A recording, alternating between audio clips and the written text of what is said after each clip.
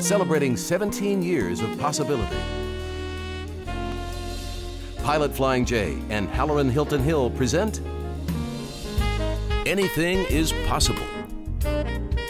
Today's guest, Patricia Robledo. This is Anything is Possible. Great stories about great people whose lives prove possibility. I'm going to try. You tell me if I do well. Okay. This is Patricia Robledo. Muy bien. Perfecto. You did well. Thank you for being here today. Thank you so much for having me. You know, I've seen you around our city and in our community for years, and what I note most about you is the energy. Sitting in this chair for all these years and talking to people, I think what I've memorized is great energy. Oh, how wonderful. When a person has great energy, you can't miss it. And you have a can't-miss positive energy. And so for years, I wanted to have you at this table to talk about your life. Take me back to growing up in Colombia. Oh, growing up in Colombia was simply magical. So it's a beautiful country, roughly the size of Texas, but it has coasts on both the Atlantic and the Pacific, and it's got the Andes Mountains and the Amazons and deserts and rainforests. So it's very rich biodiversity, very, very rich. I grew up in the Andes Mountains in coffee country and in a small town. Are you a coffee snob? I've become a coffee snob. A little? A little bit of You one. love coffee? Yes, I love coffee. And I grew up in a small town going to coffee farms for holidays. And that was just magical. It was just beautiful. And being with nature and chasing butterflies and climbing up the tree and eating all kinds of fruits that I can't find here. And large family. Both How my big parents. was your family? Both my parents come from 8 and 9 kids, siblings. I am the youngest of 4 daughters. And so I don't even know how many cousins I have, to tell you the truth. And so there was always something going on, a family reunion, baptism, wedding. So it was always a lot of fun. You know, I would wonder how that informs what you have become and what you are becoming, because you bring people together. So I guess growing up in a rich, family-intensive culture, you like having a lot of people around and bringing people together. And do you think that informs who you've become and who you are becoming? I think so. I think relationships, building relationships. And also because when I moved here, I lost all of that. I sort of lost that basic thing that was me and my family and my roots. When was that? I was 17 years old. This was 1981, so now you know how old I am, 55. So having just graduated from high school, I came, as I flew from the Andes Mountains to the Smoky Mountains, because I came directly here to Knoxville. Was it a culture shock? Oh, yeah. It's a culture shock. So you go from all this extended family Right. to being here in East Tennessee. Were you very fluent in English at that point already? It's a great question, because I thought I was until I got here and then realized that, you know, language acquisition takes a long time, especially to put it in the cultural context. For example, one of the very first things somebody asked me was, are you here for good? And I was really taken aback by the question, because I thought, why would somebody think I'm here for bad, right? So I did not really understand the meaning of all those words put together. It was not literal. So it takes a little while.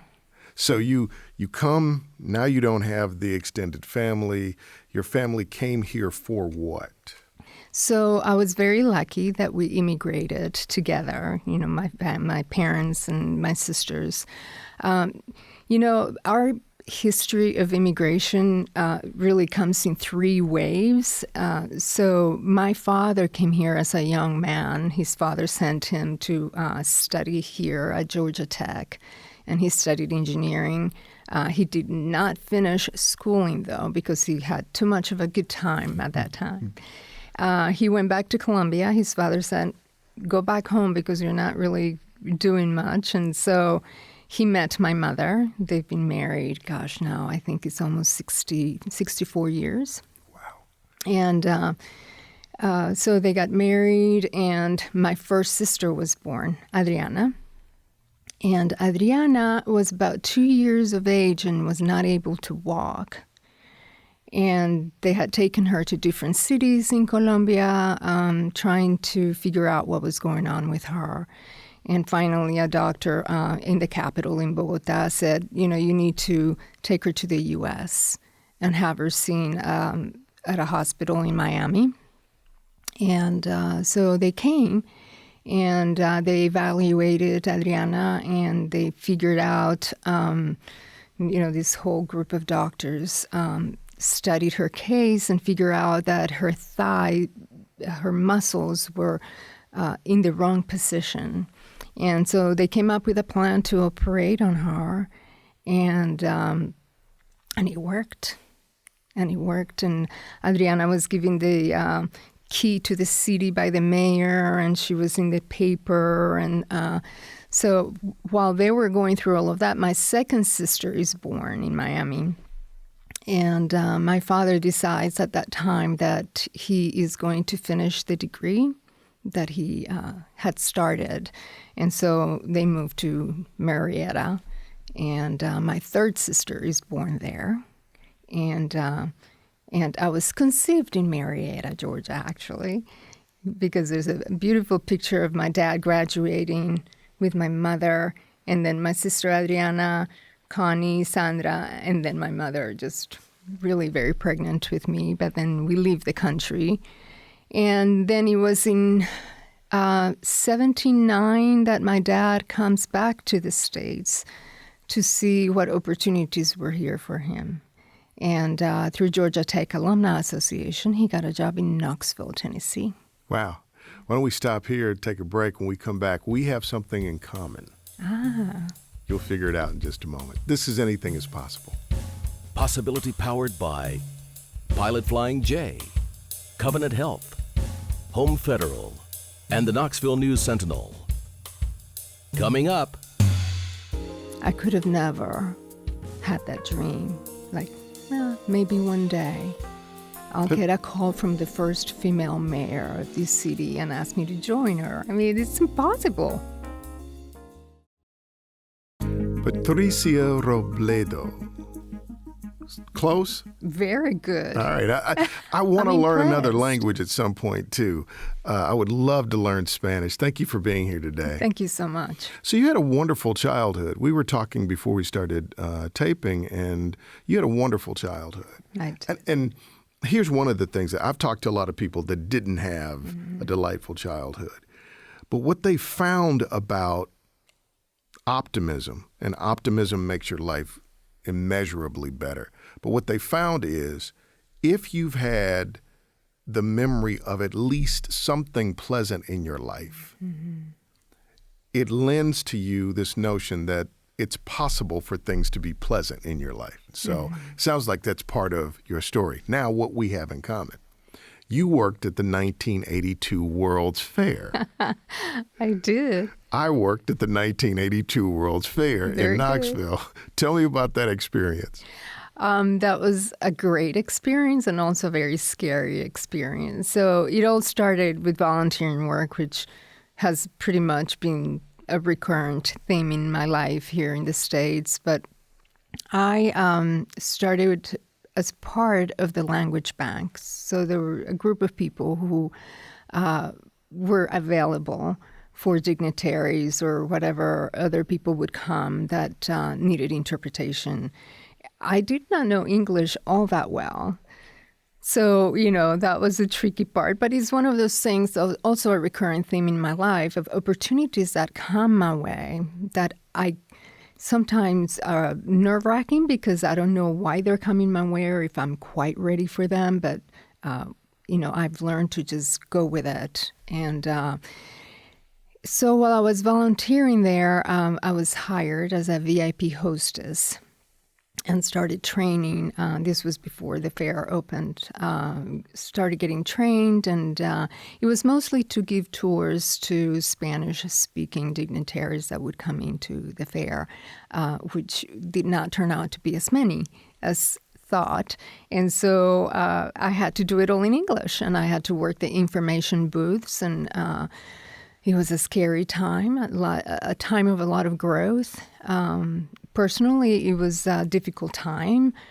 We moved here as a family, but then my father loses his job that brought him to the States. And he ends up moving to Texas with my mother, obviously. And so everything just kind of starts falling apart a little bit.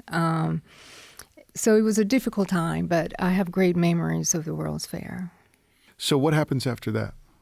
After the World's Fair? Yeah, what do you end up saying, okay, this is what I'm supposed to do with my life? Well, I think that's still kind of going on, right? I'm still trying to figure out what to do when I grow up, especially now that, Mayor O'Hara is on her last months of her 8-year term, second 4-year term. And so I don't know what's next for me, but, a lot of opportunities come my way, and I have been very, very lucky. I'm very grateful to be part of this community. After the World's Fair, I attend the University of Tennessee. But the reason I was able to do that is because there's an American family, a U.S. family, local Knoxville family that took me in. And so I was able to live with them while I attended the university because my father could not afford tuition and room and board and such. And so I've been very lucky. I've had angels. How'd you pay for school? With loans. Just got through it. Yeah. So after UT, what happened? After UT, I lived Knoxville for 10 years. From 85 to 95, I live in different states. Live in Missouri, New Hampshire, Pennsylvania, Massachusetts. I have babies. I have 2 babies in New Hampshire. And then I come back to Knoxville in 95 with 2 preschoolers. So Marisa is now 28. Wow. And Daniel is 26.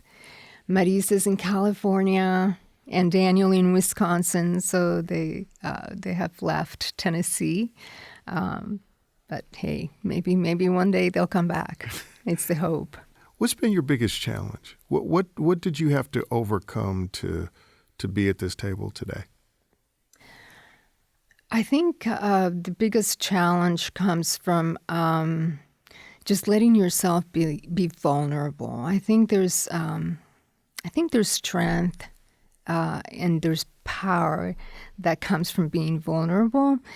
The power comes much later, I think. I think at the moment when you're vulnerable, it's scary. So I think for me has been welcoming those opportunities that come my way, in spite of being very nervous about it and feeling very vulnerable. I think putting myself out there and saying, okay, the universe has sent me this opportunity, then I will take it and see where it takes me, right? It's all about opportunities, and I've been given many. And that has been all these years has been that way. The opportunity to work at the World's Fair was, starting my own company was that way. And even now, this opportunity to work for Mayor O'Hara and be the first Latina immigrant ever appointed to a City of Knoxville Administration. Talk about possibilities. When I landed here at 17 years old with limited English proficiency, I could have never had that dream. Maybe one day I'll get a call from the first female mayor of this city and ask me to join her. It's impossible. Have you thought about running for mayor? I have not. Do you want to think about it? I've been asked if I would be interested in running for city council or for office. I don't know. I don't think so. All right, let's take a break because I have a great question for you when we come back. More in a moment. This is Anything is Possible. Coming up, I say he's an angel because he saw something in me, a possibility that I did not see in myself.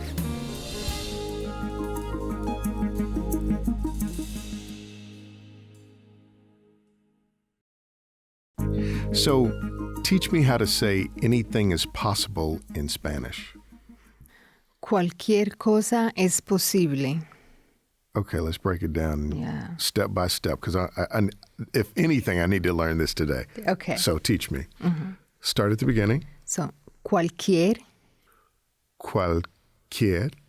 cosa es posible.